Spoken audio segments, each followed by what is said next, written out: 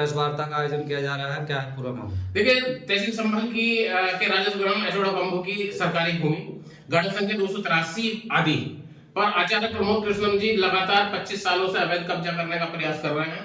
इस भाजपा सरकार में कब्जा होता भी प्रतीत हो रहा है, जिसके संबंध में मेरे द्वारा पूर्व में तमाम शिकायतें शासन और प्रशासन से की गई। उसके अलावा आपके चैनलों के माध्यम से तमाम बार बाइट दी गई, जिससे कि आचार्य जी तिलमिला गए और उन्होंने एक ओछी राजनीति करने का उस पर प्रयास किया। और उनकी ओछी मानसिकता उनकी इस घटिया सोच को दर्शाती है।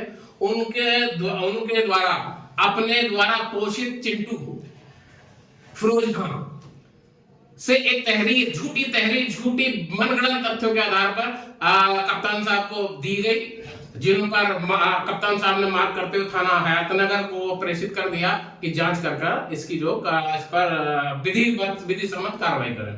जिसके संबंध में कल इसका जो इन्वेस्टिगेशन अफसर है एसआई जितिन जी, उनका मेरे पास फोन आया कि आपके खिलाफ फिरोज खान के द्वारा एक प्रार्थना पत्र दिया गया कि आपने उन्हें एक नंबर पर फोन से जान से मारने की धमकी दी है, आप आकर मुझसे बात करें। जब मैं उनसे जाके मिला तो मुझे लगा कि वो सुलझे हुए एक अच्छे अफसर हैं और स्पष्ट जांच करेंगे।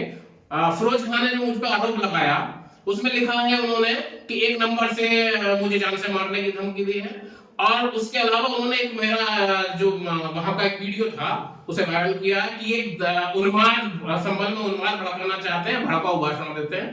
तो आचार्य जी इस तरीके की ओछी राजनीति को उतारेंगे, मुझे इसका अंदेशा नहीं था। मेरे द्वारा जो इन्वेस्टिगेशन अफसर हैं उनसे कहा गया कि उनकी जांच में पूरा सहयोग हम करेंगे। जिस भी व्यक्ति का नंबर है वो जिसके नाम से जारी हुआ है, जिसने यूज किया है, जिसकी उस ऑडियो क्लिप में आवाज है, उसकी जांच करके उसके खिलाफ कठोरतम कार्रवाई हो।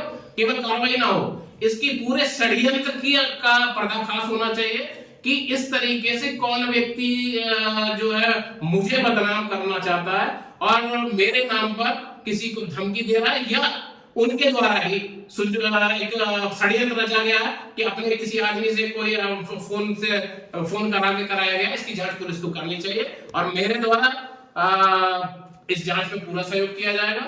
उसके अलावा आप प्रेस के मित्रों के माध्यम से एक चीज और मैं कह देना चाहता हूं, जिस लड़ाई को, सरकारी संपत्ति को बचाने की लड़ाई को मैं लड़ना शुरू किया है उसे अंत तक ले जाया जाएगा, उसका अंजाम कुछ भी हो। एक चीज और मैं कहना चाहूंगा, जब आचार्य जी इतनी नीचता पर उतार सकते हैं कि अपने किसी भी व्यक्ति से इस तरीके की तहरीर दिलवाएंगे तो वो कुछ भी कर सकते हैं।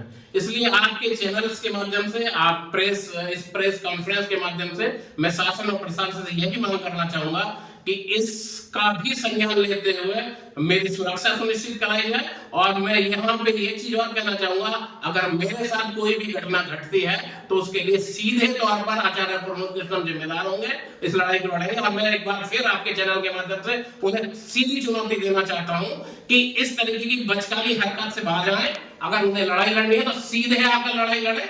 मैं एक बार फिर उन्हें चुनौती देता हूँ कि अगर वो 40 साल से सरकारी संपत्ति पर अवैध कब्जा करने का प्रयास नहीं कर रहे थे, उन्होंने फेक एंट्री नहीं कराई थी जो माननीय न्यायालय द्वारा निरस्त की गई, तो मेरे खिलाफ मानहानि का मुकदमा करें। या फिर एक और मैं चुनौती उन्हें देना चाहता हूं कि वो जिस तरीके हिंदुओं की आस्था से खेल रहे हैं, खेलना बंद करें।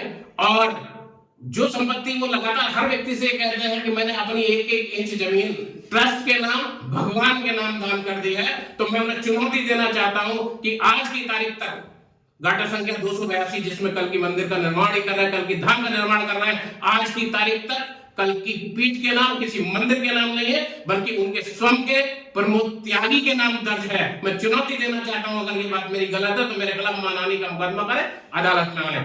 इस तरीके की ओछी राजनीति करना आचार्य जी बंद करें, जो किसी भी सूरत में बर्दाश्त नहीं की जाएगी। और मैं फिर कहता हूं, इस सरकारी संपत्ति को बचाने के लिए जितनी भी लड़ाई मैं लड़ सकता हूं, लड़ाई लड़ी जाएगी, उसका अंजाम कुछ भी हो और किसी भी स्तर से लड़ी जा सके, मैं पूरी तरह से लड़ने को तैयार हूं। धन्यवाद।